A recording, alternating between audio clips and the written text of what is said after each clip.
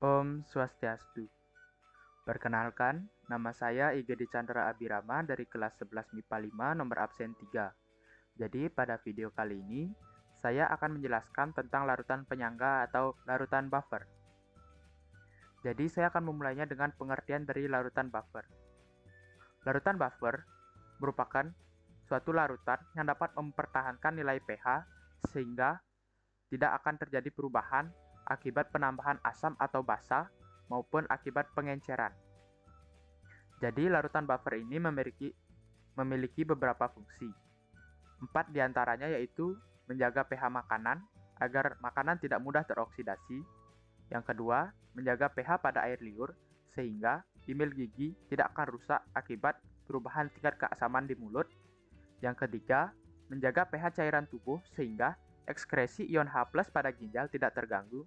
Dan fungsi yang keempat yaitu mempertahankan pH pada tanaman sehingga tingkat keasaman pada tanaman tetap dan akar tanaman tidak mudah membusuk dan mati. Jadi, contoh dari larutan buffer yang ada dalam kehidupan kita sehari-hari yaitu air liur.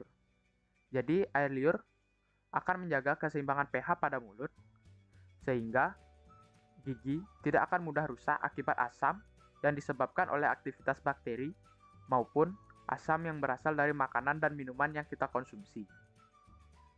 Kemudian, larutan buffer terbagi menjadi dua, yaitu larutan buffer asam dan juga larutan buffer basa. Kedua larutan ini memiliki cara pembuatan yang hampir mirip tetapi agak berbeda. Jadi, larutan penyangga asam dibentuk dengan mencampurkan asam lemah dengan garam konjugasinya atau dengan cara mencampurkan asam lemah dengan basa kuat. Sedangkan larutan penyangga basa atau larutan buffer basa dibuat dengan cara mencampurkan basa lemah dengan garam konjugasinya atau dengan cara mencampurkan basa lemah dengan asam kuat. Jadi, saya akan membahas tentang pembuatan larutan buffer asam dengan mencampurkan asam lemah dengan garam konjugasinya.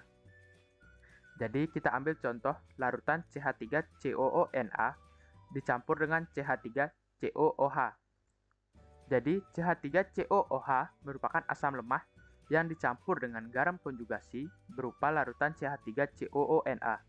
Jadi, CH3COONa merupakan garam konjugasi yang terdiri dari ion CH3COO- yang merupakan basa konjugasi dengan ion Na+.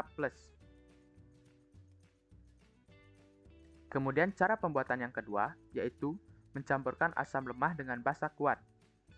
Jadi, dengan mencampurkan asam lemah dalam jumlah berlebih kepada suatu basa kuat akan menyebabkan reaksi yang menghasilkan garam basa konjugasi dari asam lemah tersebut.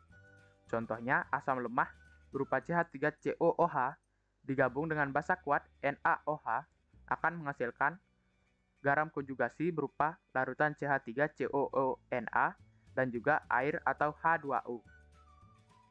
Selanjutnya, saya akan membahas tentang pembuatan larutan buffer basa dengan cara mencampurkan basa lemah dengan garam konjugasinya. Jadi, kita ambil contoh larutan NH4Cl dicampur dengan larutan NH4OH. Jadi, larutan NH4OH merupakan basa lemah yang dicampur dengan garam konjugasinya yang berupa larutan NH4Cl. Jadi, garam NH4Cl ini terdiri dari ion NH4+ yang merupakan asam konjugasi dengan ion Cl-. Selanjutnya yaitu cara membuat larutan buffer basa dengan mencampurkan basa lemah dengan asam kuat. Jadi, dengan mencampurkan basa lemah dalam jumlah berlebih dengan suatu asam kuat akan menyebabkan reaksi yang menghasilkan garam asam konjugasi dari basa lemah tersebut. Jadi, contohnya ada larutan NH4OH yang merupakan basa lemah dicampur dengan larutan HCl yang merupakan asam kuat akan menghasilkan garam konjugasi berupa larutan NH4Cl dan juga air atau H2O. Sekian penjelasan saya tentang larutan buffer. Apabila ada kata-kata yang kurang berkenan atau salah kata, saya mohon maaf yang sebesar-besarnya kepada penonton sekalian. Akhir kata saya ucapkan Param Santi. Om Santi Santi Santi Om. Terima kasih.